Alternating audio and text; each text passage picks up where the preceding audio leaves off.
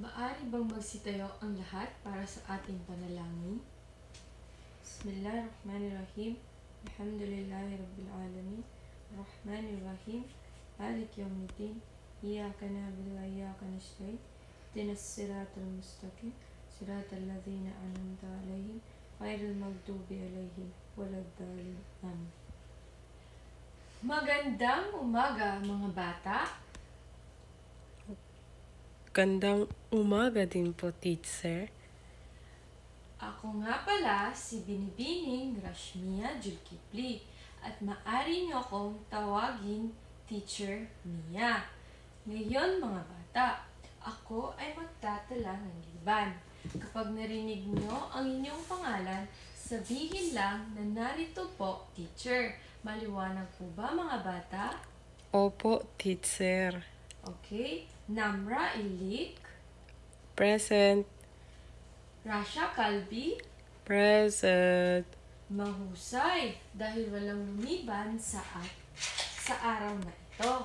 Ngayon mga bata, sa paaralan, meron tayong alintuntunin na dapat sundin. Ano-ano nga ba ang mga alintuntunin na ito at sino ang makapagbibigay sa akin ng halimbawa? Huwag mag-ingay, teacher. Ano pa? Itaas ang kanang kamay kapag gustong sumagot, teacher. Mahusay. Ano pa? Respetuhin ang isa't isa. Magaling! Ngayon mga bata, ano ang nakikita ninyo sa inyong harapan? Paaralan po, teacher. Paaralan.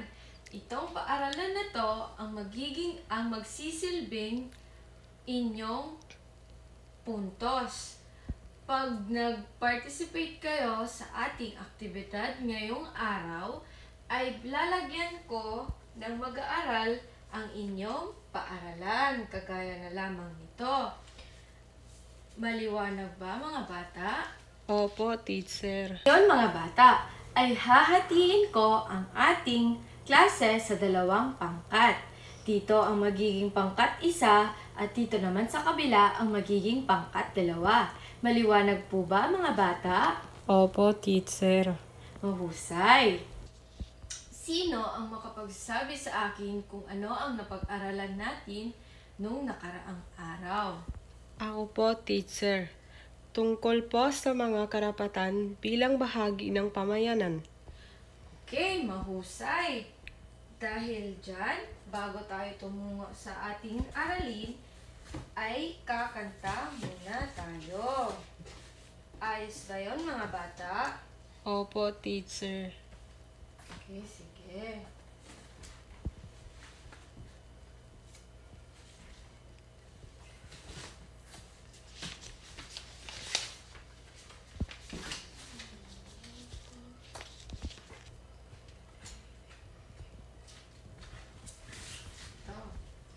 Ang pamagat ng kanta ay karapatan at tungkulin. Si teacher muna ang kakanta at saka kayo susunod.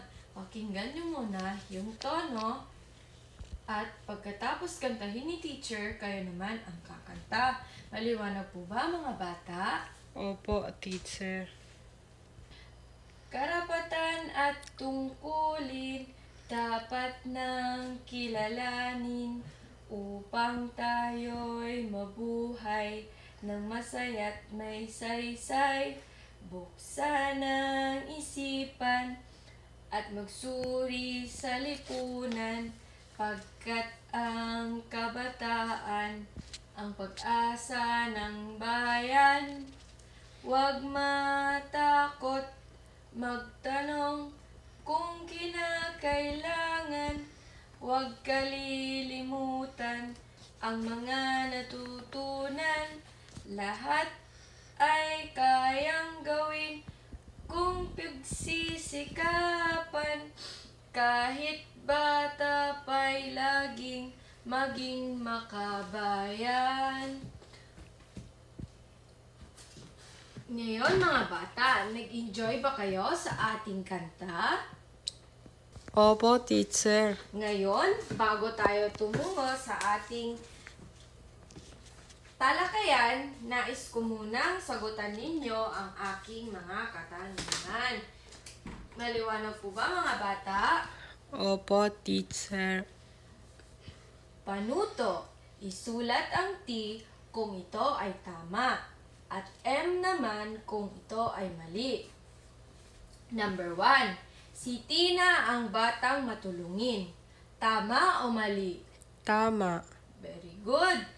Number 2, tungkulin ni Ana ang tumulong sa gawaing bahay. Tama o mali? Tama. Nahusay.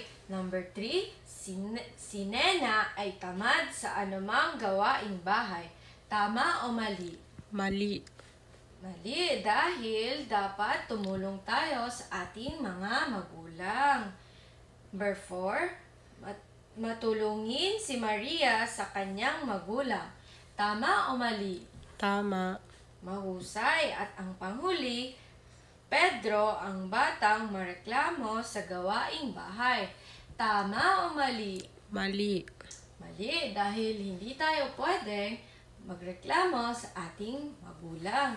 Ngayon mga bata, paano nyo nalaman na tama o mali ang mga katanungan?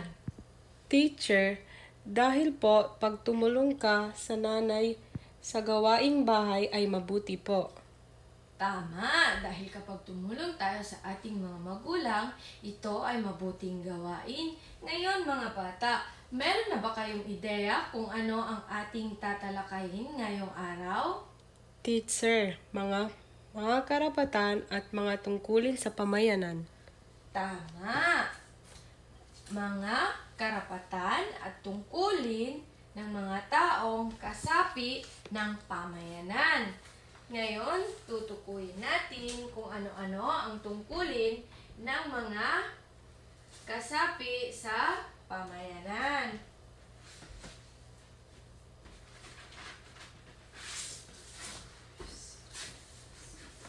Okay, sige.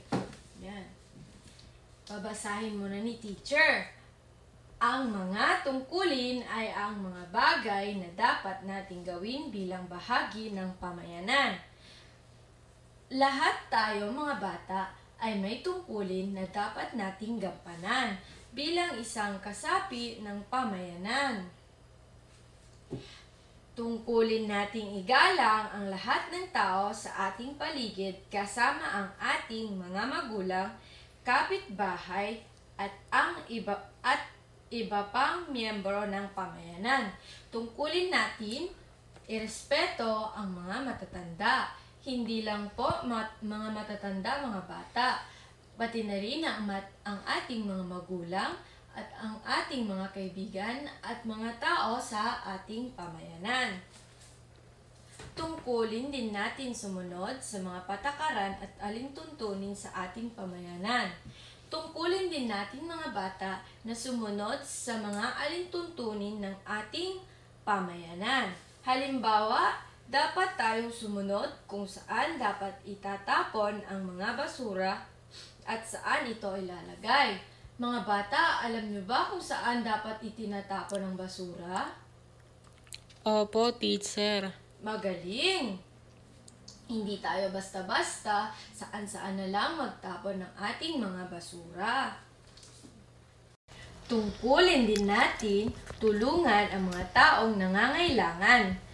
Mga bata, kapag meron tayong nakitang taong nangangailangan, tungkulin natin silang tulungan. At tungkulin din natin tulungan ang mga matanda tumawid sa daanan. Mga bata, kapag may nakikita po kayong matanda na tatawid sa daanan, kapag hindi po nila kayang tumawid, maaari po natin silang tulungan. At ang panghuli, tungkulin nating mag-aral ng mabuti sa paaralan sa pamamagitan ng paglahok sa klase at paggawa ng mga ating takdang aralin. Mga bata, tungkulin natin mag-aral ng mabuti nang sa gayon ay makatapos tayo sa ating pag-aaral at makatulong tayo sa ating magulang. Maliwanag po ba mga bata? Opo, teacher. May naintindihan po ba kayo sa ating talakayan ngayong araw? Opo, teacher. Magaling! Ngayon mga bata, sa bawat pangkat ay gagawa kayo ng poster. At kapag tapos na kayong gumawa ng poster, ay isa sa inyong grupo ay pupunta dito sa unahan upang ipahayag ang inyong mga ginawang poster. Maliwanag po ba mga bata? Opo, teacher. Maari na po kayong magsimula. At ito po ang ating criteria para sa ating poster. Kalinisan ng pagguhit at kaayusan, wastong pagguhit at pagiging malikhain, at ang panghuli, angkop ang pagsasalita. Maaari na po kayong magsimula mga bata. Tapos na po ba mga bata? Opo, teacher. Mahusay. Ngayon naman ay meron kayong sasagutan sa inyong papel. Babasahin muna ni teacher ang panuto bago kayo magsimula. Maliwanag po ba mga bata? Opo, teacher. Panuto, isulat ang check kung tama at X naman kung mali. Number 1, igalang ang mga tao sa paligid natin. Ilagay nyo lang dito kung tama ba o mali. Naintindihan po ba mga bata? Opo, teacher. Magaling, maari na kayong magsimula. Tapos na ba mga bata? Opo, teacher. May natutunan po ba kayo para sa araw na ito?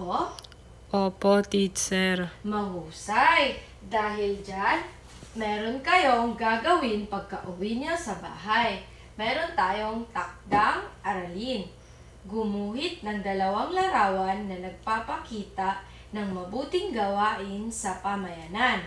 At ito ang ating criteria para sa pagguhit ninyo ng gawain sa pamayanan.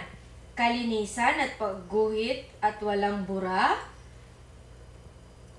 Naiguguhit ng angkop ang mga larawan. At ang panghuli, malinis ang pagkagawa ng larawan. At dahil tapos na tayo sa ating takdang aralin, ngayon naman ay bibilangin natin ang puntos ng bawat grupo. Ang pangkat 1 ay nakakuha ng 6 na puntos at ang pangkat 2 ay nakakuha naman ng 5 puntos at ang nanalo ay pangkat 1. Maari bang magsitayo ang lahat para sa ating pagpapaalam?